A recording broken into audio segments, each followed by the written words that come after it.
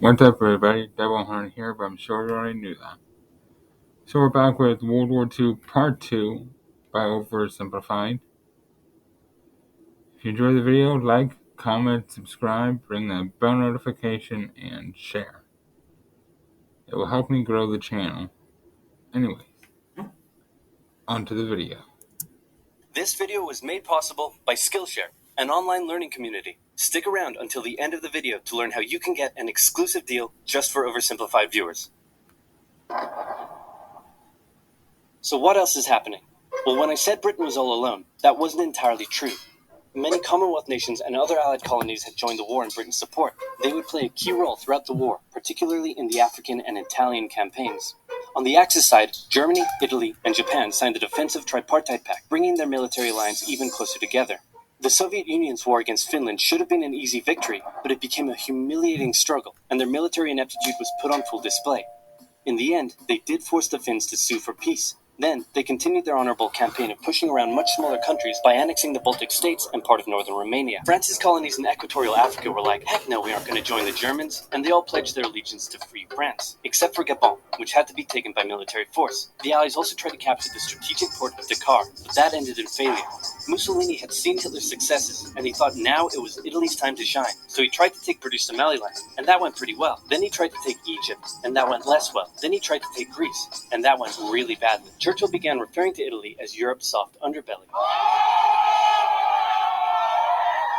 He began favoring a military campaign from the south and started sending British troops to Greece.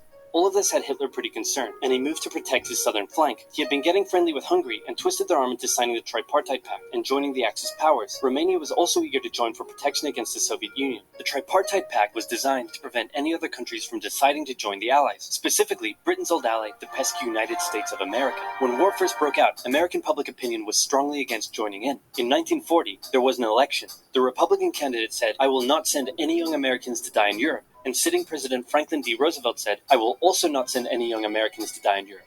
Unless I have to, then I might." And Roosevelt won. Churchill asked him to join the war, but Roosevelt said, "No can do, Winston, but you know what?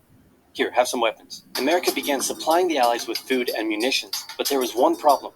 German U-boats were sinking thousands of Allied supply ships in the Atlantic, including American ones. If the Germans could sever Britain's supply line, the UK would starve. Throughout the war, the Allies had to come up with better technology to fight the U-boats. Improved radar, aircraft with longer range, better weaponry and convoy tactics. At one point, a man even called a meeting and said, "Pykrete, you take some wood, you take some ice, you put them together, you get pykrete." And then he pulled out a gun and shot some wood and it shattered. And then he shot some pykrete and the bullet ricocheted off it and hit someone else in the conference room.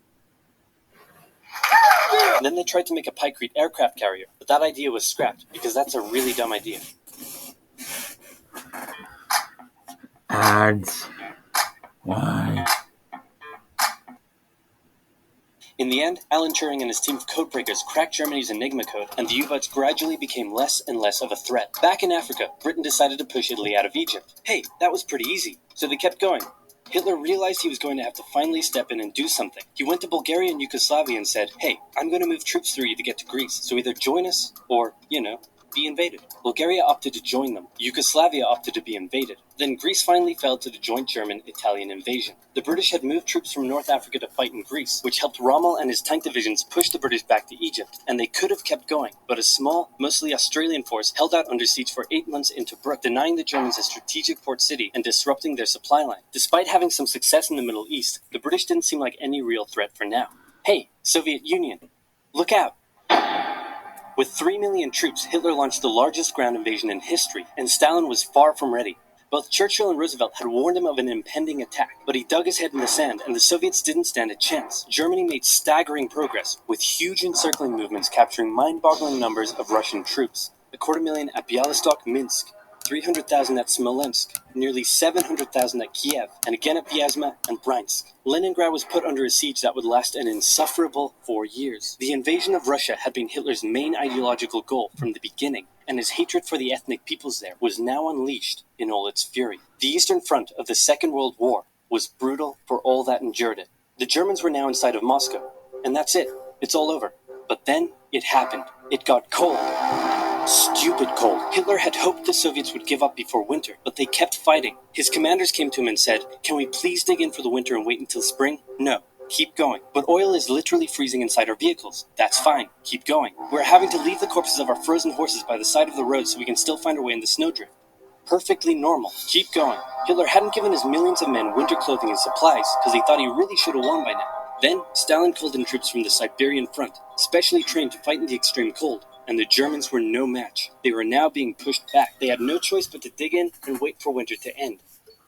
Germany's victories were staggering, and Japan was eager not to miss the victory bus. Their war in China had come to a standstill, but they wanted to keep expanding their sphere of influence and getting those sweet, sweet raw materials. They began making plans to expand southwards, but there was a problem. Southeast Asia was heavily colonized by America and Great Britain. It was also full of ocean. Ocean meant naval combat, and there was no way the Japanese Navy could stand up to the US and the UK. So they thought, wouldn't it be nice if we could destroy their navies before we begin our conquest? And so it was. On December 7, 1941, the Japanese launched a surprise air raid on the US Pacific Fleet at Pearl Harbor and inflicted a huge amount of damage. They also attacked British colonies in Southeast Asia. Roosevelt had no choice but to declare war on Japan, and so did Churchill. Hitler then declared war on America, even though he totally didn't have to. The attack on Pearl Harbor seemed like a big Japanese victory, but they didn't attack any of the naval repair yards, fuel storage tanks, or the submarine base, meaning the Pacific Fleet would be up and running again pretty soon. In the meantime, though, the Japanese were able to begin their conquest. They took Guam, the Gilbert Islands, Wake Island, Hong Kong, and the Philippines. They forced Thailand to join them so they could march their troops through to Malaya. They swept through Singapore, North Borneo, the East Indies, New Guinea, the Solomons, and they were now threatening northern Australia and the borders of India. Japan's victory had been as staggering as the Germans, and it reinforced the Japanese idea that this was a divine war which they were destined to win. But their victories had been based on speed,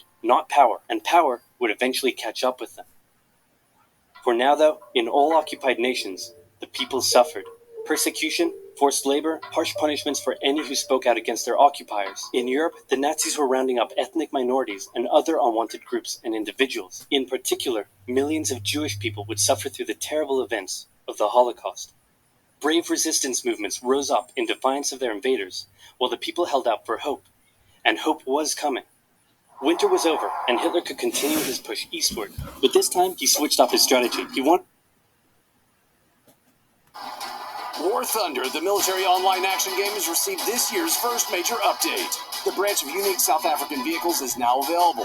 Upgraded MBTs, rapid-wheeled armored cars, and much more. An aircraft with a variable sweep wing has also arrived. He wanted to focus on the south. His plan was to cut off the Russian armies in the Caucasus, an area full of oil, and then invade the Caucasus and take all the oil. His forces moved across the north with ease, and Hitler got cocky. He rerouted the 4th Panzer Army south early, leaving the 6th Army to complete the encircling movement alone. To do so, the 6th Army had to reach and take the key Soviet city of Stalingrad. The Russians defended it fiercely, and Stalingrad saw some of the harshest fighting of the entire war. The Soviets held up the German advance for 5 months as they battled in the war-torn city, which bought them valuable time. When the Germans had first launched their invasion a year earlier, the Soviets had moved their factories to the east. Those factories had been building a butt-ton of tanks and aircraft and getting the Soviet army up to scratch. Now, it was ready. Stalin gathered his new and improved forces around the city, and in an attack that resembled Hitler's own encirclement tactics, they began surrounding the 6th Army. Hitler's commanders came to him and said, "Hey, maybe we should retreat." But Hitler said, No, you stay. The entire 6th Army was trapped and had to surrender. With complete air superiority, the Soviets started pushing westward. For Stalin, it was a resounding victory. For Hitler, an absolute catastrophe. Things also weren't looking too good for Hitler elsewhere. With America now in the war, Allied bombing over German cities reached devastating levels. In Africa, the British had pushed Rommel back again. Then they were pushed back again, and finally, after a decisive battle at El Alamein, and with American and British troops arriving in the west, the Germans and Italians were squeezed out of Africa. Japan was also already seeing its rapid success being turned around. They attempted to take the island of Midway, but the US Navy was ready for the attack, and they sank Japan's carrier. Actually, they sank a lot of them. It was a battle from which the Japanese Navy would never recover. British, Indian, and Chinese troops held the line in the harsh jungle terrain of Burma, and the Japanese suffered losses in the Solomon Islands and New Guinea. They began to realize they were not invincible. With the Axis out of Africa, the Allies had to decide their next move. Churchill still wanted to attack from the south, while the Americans preferred a full sea invasion in northern France. "All right," said the Americans, "we'll do it your way." Allied forces successfully landed in Sicily and began moving north. They also carried out bombing raids over Rome. The thing was, many of the people in Sicily had relatives living in America, and they greeted the American troops quite warmly.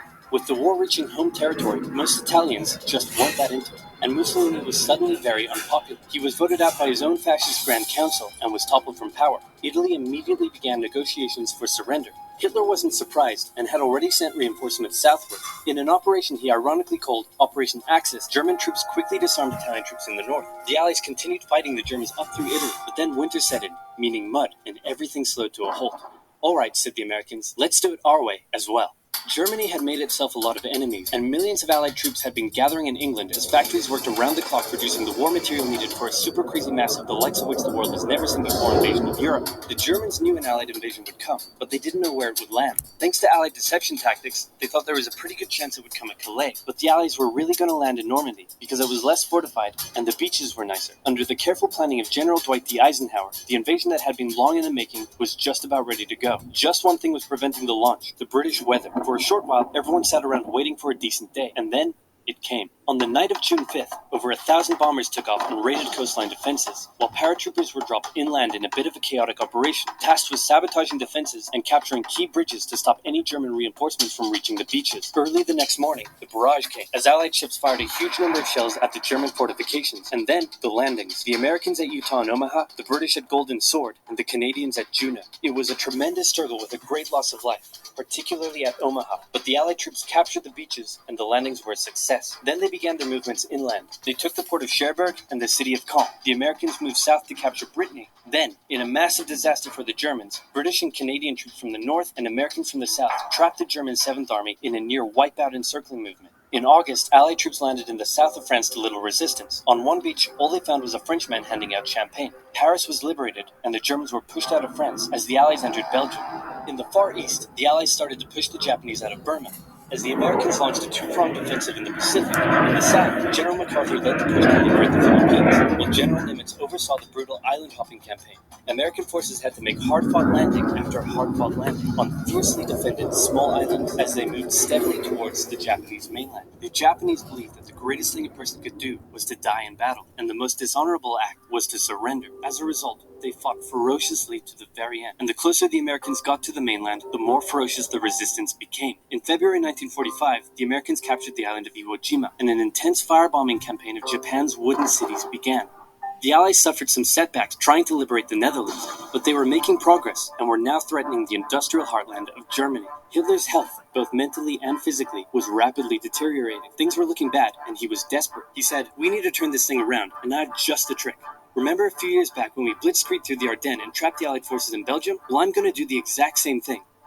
Again." He gathered his forces and tried to pound them through the Ardennes. He used up the remainder of Germany's strength and resources, and he managed to create quite a nice bulge. He also trapped some American forces in the Belgian town of Bastogne. The Germans sent the trapped Americans a message saying, "Surrender or be annihilated." When it was read out to the commanding officer, he said, "They want to surrender? No, sir, they want us to surrender."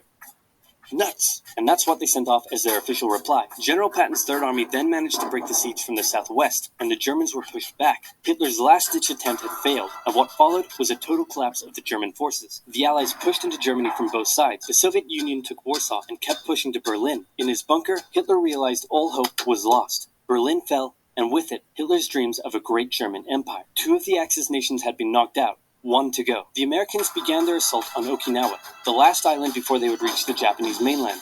The desperate Japanese fought hard, launching kamikaze attacks on the U.S. ships. The citizens of Okinawa suffered through the terrible fighting, but in 2 months, the island was captured. The Allies now had to make a choice: either continue the devastating struggle up the Japanese mainland, or they could try to coerce the Japanese into surrendering now. In July, the first successful atomic bomb test took place in New Mexico, and the destructive weapon was ready for use. America and the UK were also seeing the Soviet Union not so much liberating as occupying its captured territories, and so they wanted to put on a show of force. On August 6th, the A-bomb fell on Hiroshima.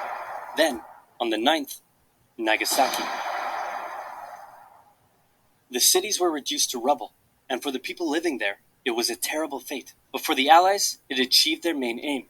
In September, the Emperor announced Japan's surrender, saying the war situation has developed not necessarily to Japan's advantage. After 6 years, war was finally over. The Allies occupied Japan for 8 years. The Emperor was allowed to keep his position, but General MacArthur made sure this picture was printed. And that's also a thing. Over in Asia, Japan is the only Asian country today that still has an emperor. All other Asian countries have something like their equivalent of a president or whatever other term they use for the leader of their country. But Japan is the only one that still to this very day uses the term emperor. I did Google search that once for a school project. In the Japanese press to display to the Japanese people that their emperor was not the divine, powerful being they had believed. Germany was divided between America, the UK, France, and the Soviet Union. In 1949, the Allied sectors were united into West Germany. The Second World War had been more terrible and destructive than the first. In its aftermath, two major superpowers with two very different ideologies had come out victorious, and the tension between the two of them would create a new kind of war. The Cold War. Very cold one. Wow, Churchill, that looks just like me. And your app is doing really well. And this quesadilla you made is to die for. How'd you learn to do all this stuff? I used the link in the description to get 2 months of Skillshare for just 99 cents. Wow, tell me more. Okay. Skillshare is an online learning community. No, I'll do it in the video.